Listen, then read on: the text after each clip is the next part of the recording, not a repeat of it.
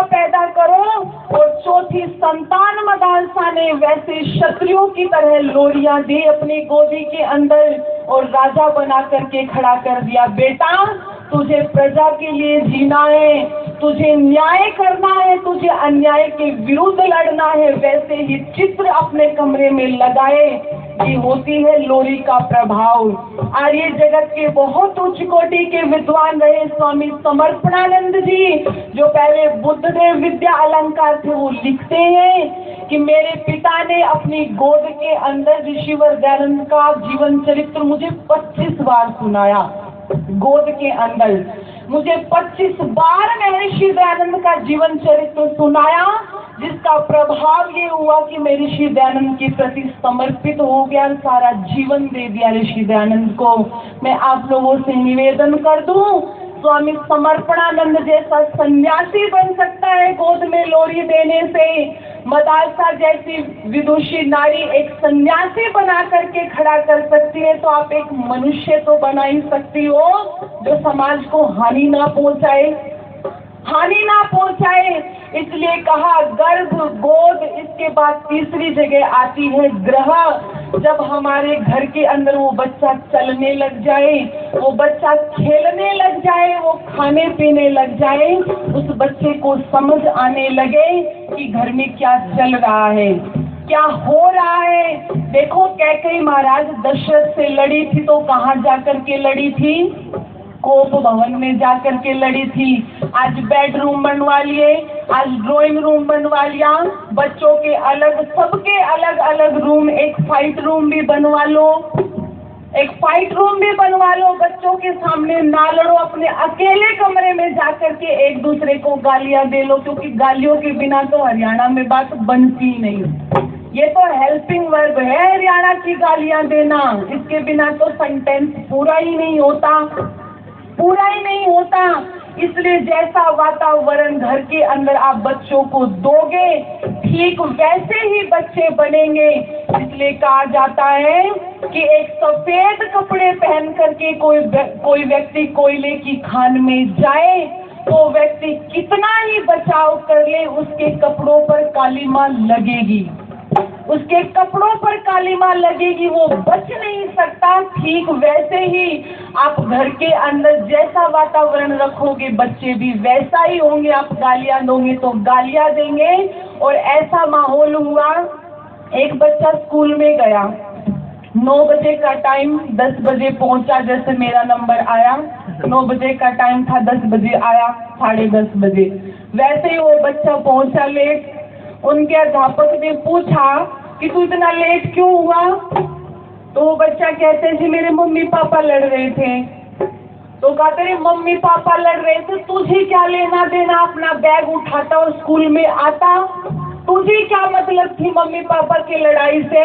तो वो बच्चा कहता है सर जी कैसे आता, मेरा एक जूता मेरी माँ के हाथ में था, एक जूता पिता के हाथ में था। माँ ने दे मारा जूता पिता पे और पिता ने दे मारा जूता माँ पे।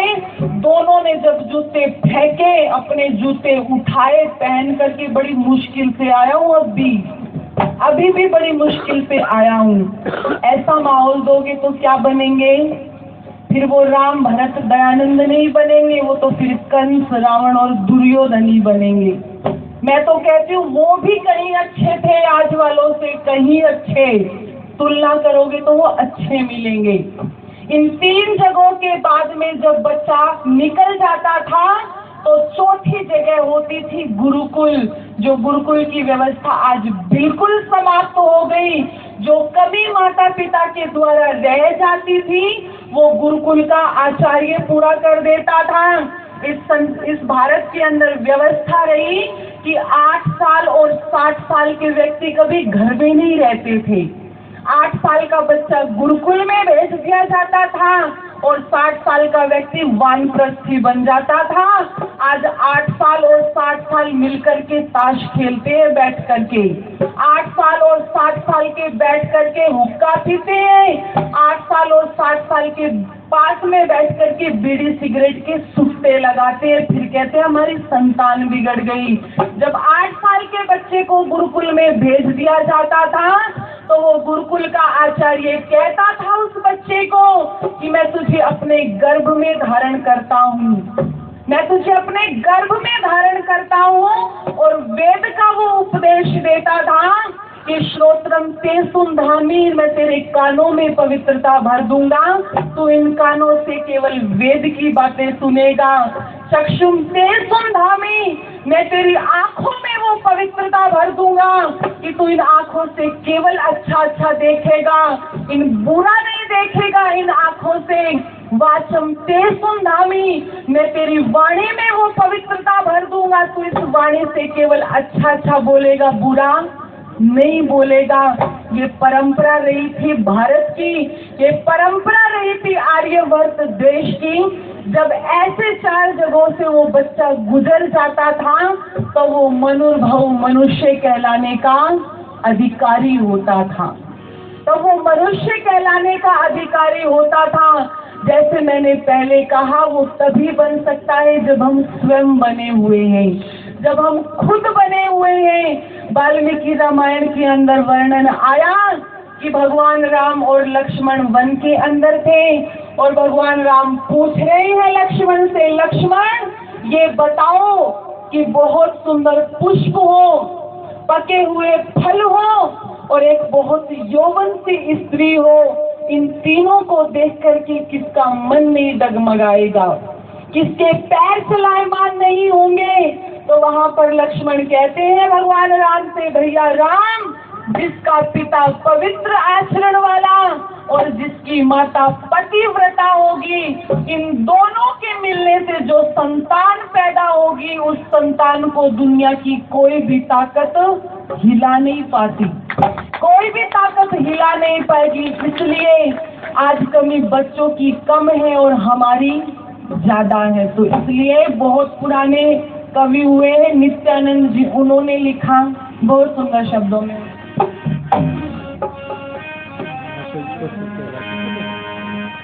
माँ बाप कहाने वालों संतान बनाना सीख लो, माँ बाप कहाने वालों संतान बनाना सीख लो, संतान बनाना सीख लो, संतान बनाना सीख लो, संतान बनाना सीख लो, संतान बनाना सीख लो, माँ बाप कहाने वालों संतान बनाना सीख लो, माँ बाप कहाने वालों संतान बनाना सीख लो, संतान बनाना सीख लो।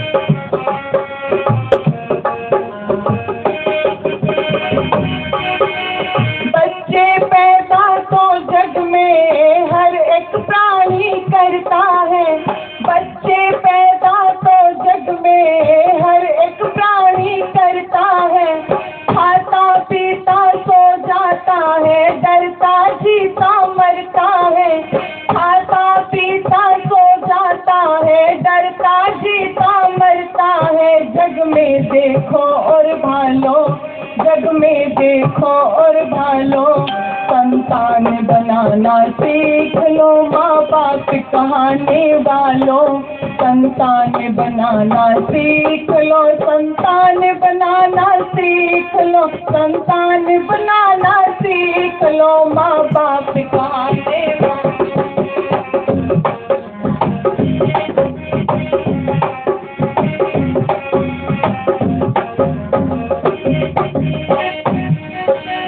यही काम किया तो जग में पशु मनुष्य में भेद नहीं, यही काम किया तो जग में पशु मनुष्य में भेद नहीं, किंतु पशुओं से गिर जाता जिनका धर्म से मेल नहीं, किंतु पशुओं से गिर जाता जिनका धर्म से मेल नहीं, कुछ तो तुम होश संभालो, कुछ तो तुम होश संभालो। संतान बनाना सीख लो माँ बाप कहाने वालों, संतान बनाना सीख लो, संतान बनाना सीख लो, संतान बनाना सीख लो माँ बाप कहाने वालों।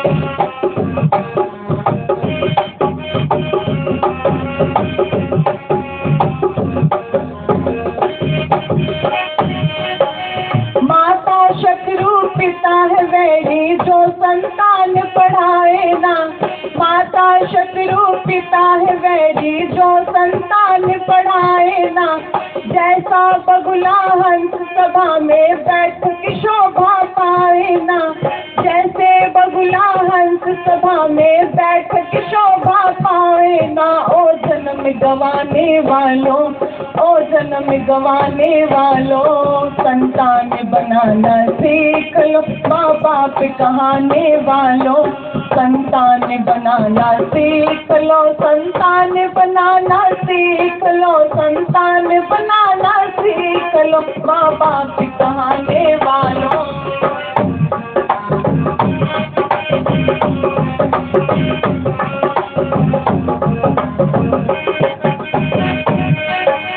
बचपन की शादी करके मत इनको कमजोर करो, बचपन में शादी करके मत इनको कमजोर करो। नित्यानंद कहे पछताओ, कुछ इस पर विचार करो।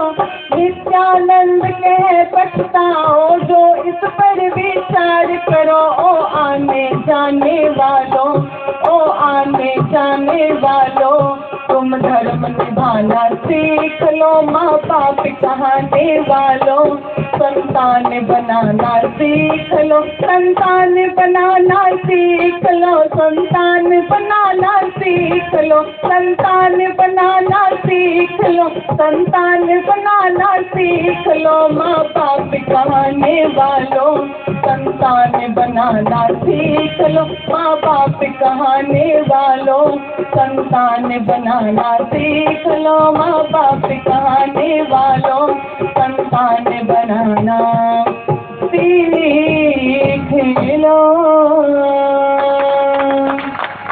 माँ बाप कहाने वालों, संतान बनाना सीख लो। आदरणीय श्रद्धेय श्री सुरेश ठेकेदार जी, आदरणीय श्रद्धेय श्री नरेश जी 100 रुपये और सुरेश ठेकेदार जी 500 रुपये देकर के मेरा उत्साहवर्धन कर रही हैं। मैं अपनी तरफ से धन्यवाद करती हूँ। जब ये निर्माण आप संतान का करोगे, आदरणीय भैया जी 100 रुपये देकर के मेरा उत्साहवर्धन कर रहे हैं, मैं अपनी तरफ से धन्यवाद करती हूँ। जब आप निर्माण करोगे तो फिर आपको ये कहने की आवश्यकता नहीं पड़ेगी कि ऐसे संतान होने से तो अच्छा था हम बिना संतान के मर जाते, हम बिना संतान के मर जाते। क्योंकि आपने सुना होगा जब बच्चे हाथ से निकल जाते, क्योंकि व्यवस्था क्या है, हमारी व्यवस्था आज ऐसी हो गई है। पहले तो घर के अंदर केवल पुरुष कमाता था, है ना, घर के अंदर केवल पुरुष कमाता था, घर की महिलाएं घर को संभालती थी, अपने बच्चों को संभालती थी, वो एक अच्छी गृहस्थी बन करके रहती थी। लेकिन आज क्या कहते हैं जी, महंगाई इतनी बढ़ गई है, एक की सैलरी से काम नहीं चलता, एक की सैलरी से काम नहीं चलता। एक बच्चा पैदा करेंगे और उसका निर्माण करने के लिए दोनों दिन रात मेहनत करेंगे और फिर भी उसको मनुष्य बना नहीं पाते, फिर भी उसको मनुष्य नहीं बना पाते। किसी ने कही थी बहुत सुंदर पंक्ति कि एक सेब गिरा था और न्यूटन ने ग्रेविटी का आविष्कार कर दिया। अरे मेरे भारत देश के अंदर तो मनुष्य हर रोज गिर रहे हैं, कौन कोई आएगा जो इस मनुष्यता का आविष्कार करेगा? कोई ऊपर से नहीं टपकेगा, वो जो पति और पत्नी घर के अंदर है उनको बनाना पड़ेगा, उनको बनाना पड़ेगा। मैं आपसे कह रही थी पहले केवल पुरुष कमाता था, आज महिलाएं भी कमाती हैं, बच्चों को छोड़ दिया जाता है नौकरानियों के सहारे। मैं आप लोगों से कहूं, क्या एक नौकरानी वो प्यार दे सकती है, वो संस्कार दे सकती है जो एक माँ दे सकती है? नहीं दे सकती। वो पैसों के लिए उसको पाल रही है, उसका रोना झेल रही है, उसकी गंदगी साफ कर रही है, लेकिन एक माँ अपनी आत्मा से उसे पालती है कि मैंने मौत के मुंह में जाकर के इस बच्चे को जन्म दिया है, इसका निर्माण नहीं किया तो मेरा जीवन सार्थक नहीं है। आज माता पिता कमाने के लिए निकल जाते हैं, बच्चों को नौकरानियों के हवाले छोड़ देते हैं, अपना सारा शरीर खराब कर लेते हैं पैसे कमाने के चक्कर में। जब उनका समय आता है बच्चों के पास में बैठने का, तो बच्चे कमाने निकल जाते हैं। फिर बच्चों को फुर्सत नहीं माता पिता के पास में बैठने के लिए। फिर कहते हैं आजकल बच्चों को माता पिता के साथ में अट्रैक्शन नहीं होता, माता पिता से जुड़ाव नहीं होता। आपने वो जुड़ाव दिया तो होता बच्चों को, तो क्यों नहीं होता? क्यों नहीं होता? पहले यदि दादा मार देता था अपने पोते को और वो रोते रोते अपनी माँ के पास में आता था कि मेरे दादाजी ने मुझे मार दिया, तो वो माँ उस अपने ससुर को नहीं कहती थी कि क्यों मार दिया, बच्चे के कान खींचती थी और कहती थी तूने ही कोई गलती करी होगी तभी तुझे तेरे दादा ने मारा होगा। और आज वालियों के मार गए तो कहती है बुढ़े को शर्म नहीं आती, बुढ़ों को तो अपने पोता पोती से प्यार नहीं है, शर्म नहीं आई। 80 साल के व्यक्ति ने छोटे से बच्चे को थप्पड़ मार दिया, शर्म नहीं आई। वो उन 80 साल के बूढ़े व्यक्ति पर लांछन लगाना शुरू कर देती है। ये व्यवस्था हमने बनाई है, ये व्यवस्था हमने बनाई है, किसी और ने नहीं बनाई। पहले व्यक्ति की प्रायोरिटी होती थी, प्राथमिकता होती थी अपना परिवार, कि पैसे बाद में कमाएंगे, परिवार को बनाना है। आज परिवार सबसे अंत में है और धन सबसे पहले है।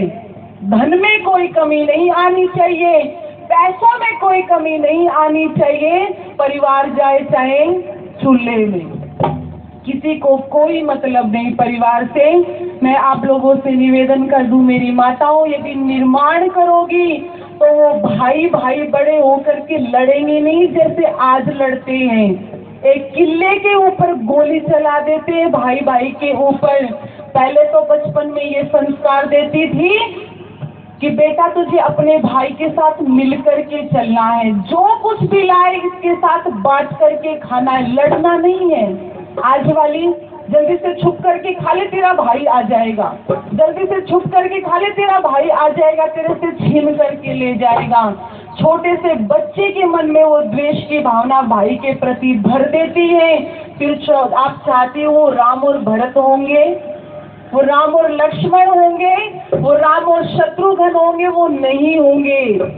उसके लिए तो कौशल्या बनना पड़ेगा, उसके लिए तो महाराज दशरथ बनना पड़ेगा और पढ़ना महाभारत की उस घटना को, रामायण की उस घटना को, जब मर्यादा पुरुषोत्तम राम वन के अंदर चले जाते हैं और भरत अपने ननिहाल से आता है और वो वातावरण देखता है कि पिताजी तो चल बसे, भैया राम दिखाई नहीं दे रहे, और कहते खुश होके बता रही है बेटा भरत मैंने 14 साल के वनवास के बदले तेरे लिए ये राजगद्दी मांगी है, तेरे लिए राजगद्दी मांगी है बेटा, तू राजा बन।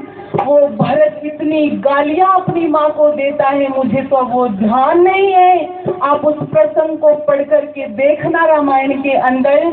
और वो भरत चले थे अपने भाई राम को ढूंढने के लिए वन के अंदर, और जब पहुंचे वन के अंदर तो भरत सोच रहे हैं मैं कब अपने भैया राम के पैरों को छू करके आशीर्वाद लूं, और वहां पर राम सोच रहे हैं मैं कब भरत को अपने गले लगाऊं। जब एक दूसरे को देखा, ये व्यवस्था रही, और वो भरत चले गए थे भगवान राम की खड़ाऊ लेकर के, और कहा था भैया राम 14 साल से यदि एक दिन भी अधिक हो गया तो आप भरत की शक्ल नहीं देखोगे, भरत का चेहरा नहीं देखोगे अयोध्या में, एक दिन भी ज्यादा नहीं होना चाहिए। और वो राम कोई खड़ाऊ लेकर के चले गए थे, उस राजगद्दी पर खड़ाऊओं को रख दिया था और खुद वैसा ही जीवन व्यतीत किया जैसा भगवान राम ने वन के अंदर किया था। वो सोने के आभूषण नहीं पहने भरत ने, वो मखमली गद्दों पर नहीं सोया। कहता है जब मेरा भाई नीचे धरती पर सो रहा है तो मैं भी वही सोऊंगा। मेरा भाई यदि फलों को खा करके अपना जीवन व्यतीत कर रहा है तो मैं भी फलों को खा करके ही अपना जीवन बिताऊंगा 14 साल तक। ऐसा था भाई भाई का प्रेम। आज दूसरा भाई आ जाए तो कहता है आ गया मेरी संपत्ति बंटवाने। पहले भाई अपने भाइयों को अपनी भुजाएं समझते थे। 2 भाई होते थे तो कहता था मेरा छोटा भाई मेरी दाई भुजा है, मेरा बड़ा भाई मेरी बाई भुजा है। जब तक ये दोनों मेरे दोनों साइड खड़े हैं कोई हमें कुछ कह नहीं सकता, कोई हमें हिला नहीं सकता। और आज भाई भाई दुश्मन बने हुए हैं, आज भाई भाई के खून के प्यासे बने हुए हैं। कर्मठ जी ने लिखी थी बहुत सुंदर पंक्तियां कि कैसा प्यार था भाई के अंदर, ये होता था निर्माण। लिखी थी, फिर वाणी को विराम।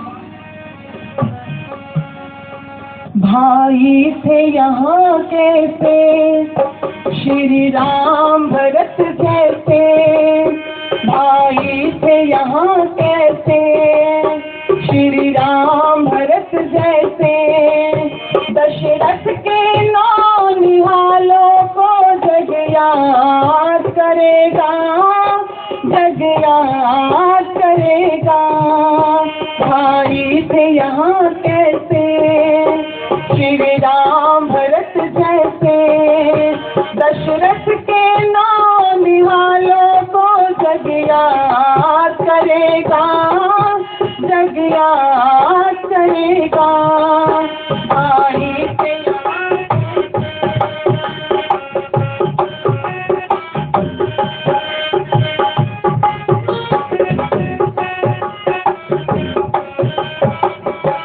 जग याद करेगा, जग याद करेगा।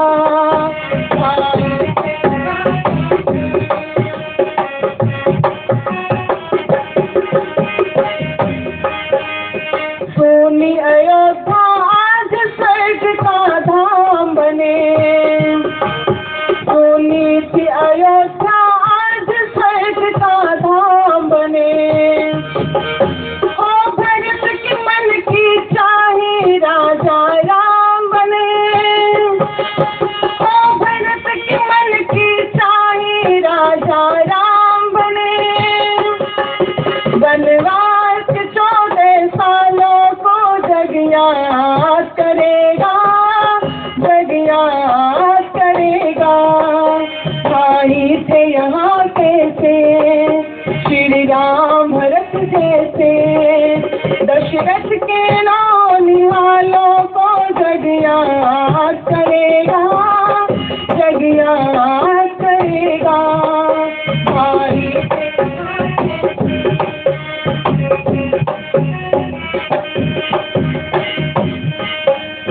भेष फकीरी भरत कदर घटाओं में, चरणों में राम के गिरा उठा लिया बाहों में। भेष फकीरी भरत कदर घटाओं में, चरणों में राम के गिरा उठा लिया बाहों में। सिर पे उलझे हुए बालों को जग याद करेगा, जग याद करेगा। भाई थे यहाँ कैसे श्री राम भरत जैसे। दशरथ के नौ निहालों को जग याद करेगा, जग याद करेगा। भाई थे यहाँ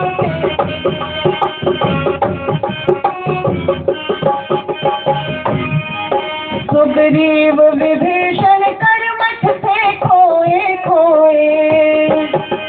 श्री राम भरत का प्यार देख करके रोए। सुग्रीव विभीषण कर्मठ थे खोए खोए।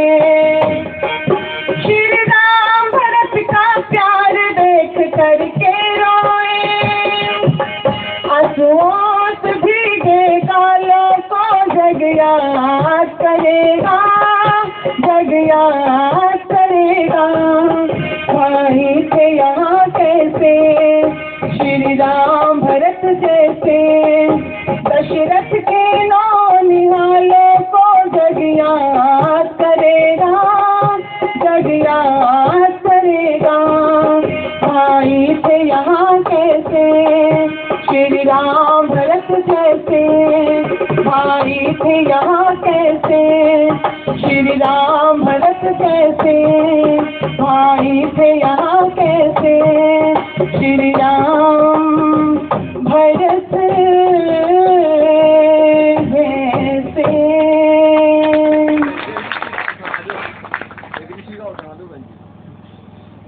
जब आप ऐसे निर्माण करोगी तो वो भाई ऐसे नहीं लड़ेंगे कि ये मेरा है मेरा है, वो ऐसे लड़ेंगे कि भाई ये तेरा है, ये तेरा है। आदरणीय श्रद्धेय श्री मनोज सांघी जी 300 रुपए दे करके मेरा उत्साहवर्धन कर रहे हैं, मैं अपनी तरफ से उनका धन्यवाद करती हूँ। ये संस्कार आपको बच्चों को देने पड़ेंगे, वो अपने आप नहीं बनेंगे। 100 रुपए दे करके मेरा उत्साहवर्धन कर रहे हैं, मैं अपनी तरफ से उनका धन्यवाद करती हूँ। आइए, समय बहुत हो चुका है, आप लोगों ने जैसे कहा है कि ऋषि दयानंद का एक भजन सुना दो, तो आइए ऋषि दयानंद को समर्पित कुछ पंक्तियां।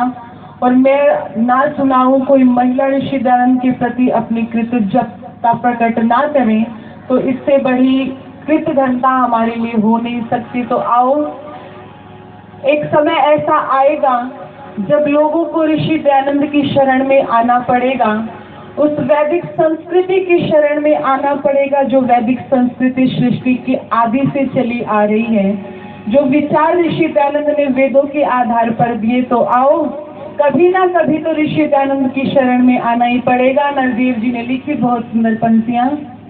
200 रुपए दे करके मेरा उत्साहवर्धन कर रहे हैं भैया जी। हाँ जी, आदरणीय श्रद्धेय श्री हरेंद्र ठेकेदार जी 200 रुपए दे करके मेरा उत्साहवर्धन कर रहे हैं, इनका बहुत बहुत धन्यवाद। आओ, कुछ पंक्तियां कह करके वाणी को विराम। किसी दिन देखना सबको दयानंद याद आएगा, किसी दिन देखना सबको दयानंद याद आएगा। परम पावन धर्म वैदिक जमाने को सुहाएगा, परम पावन धर्म वैदिक जमाने को सुहाएगा। किसी दिन देखना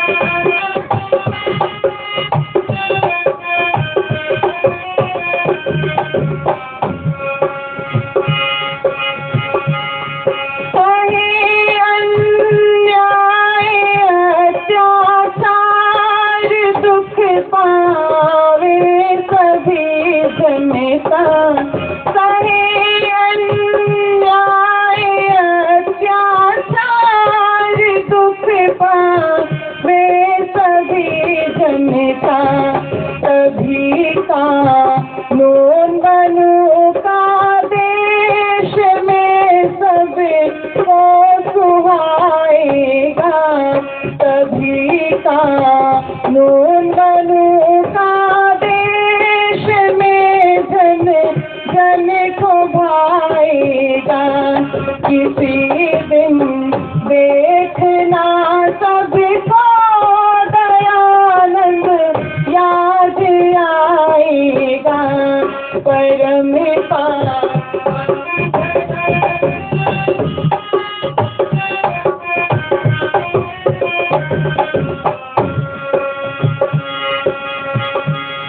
रहे ना संयम जमाने का, कुशिक्षा और सिनेमा में रहे ना संयम जमाने का, कुशिक्षा और सिनेमा में वही थे ढंग गुरुकुल का जमाने को सुहाएगा। वही थे ढंग गुरुकुल का जमाने को सुहाएगा।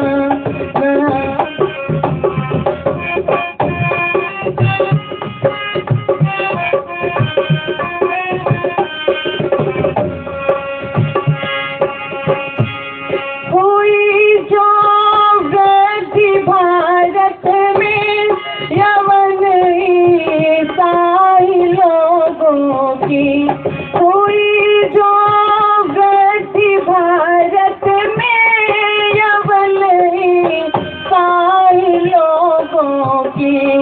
उसी दिन काम शोधी का उचित जन बताएगा। उसी दिन काम शोधी का उचित जन बताएगा। किसी दिन देखना सबको दयानंद याद आएगा। परम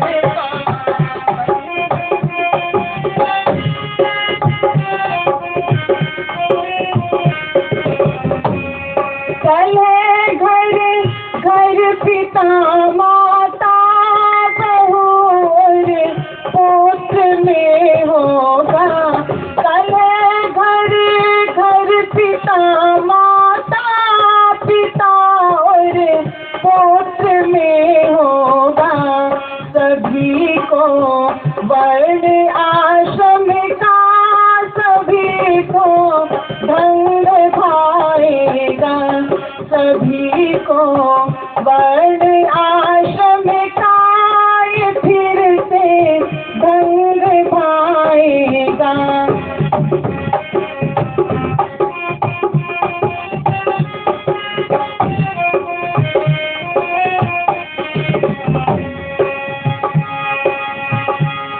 बने इंसान ही ईश्वर चलाए पंथ मत अनगिन। बने इंसान ही ईश्वर चलाए पंथ मत अनगिन। सभी नर देव ऋषिवर के सभी जग गीत गाएगा। सभी नर देव ऋषिवर के सभी जग गीत गाएगा। किसी दिन देखना सबको दयानंद याद आएगा। परम पावन धर्म वैदिक जमाने को सुहाएगा। किसी दिन देखना सबको दयानंद याद आएगा। किसी दिन देखना सबको दयानंद याद आएगा। किसी दिन देखना सबको दयानंद याद आएगा।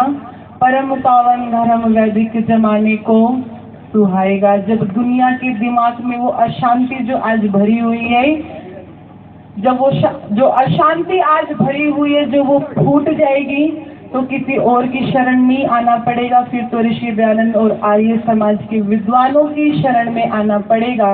वो शांति का रास्ता आपको कोई बताएगा तो ऋषि दयानंद का कोई सिपाही बताएगा, आर्य समाज का विद्वान बताएगा, और कोई भी नहीं बताएगा।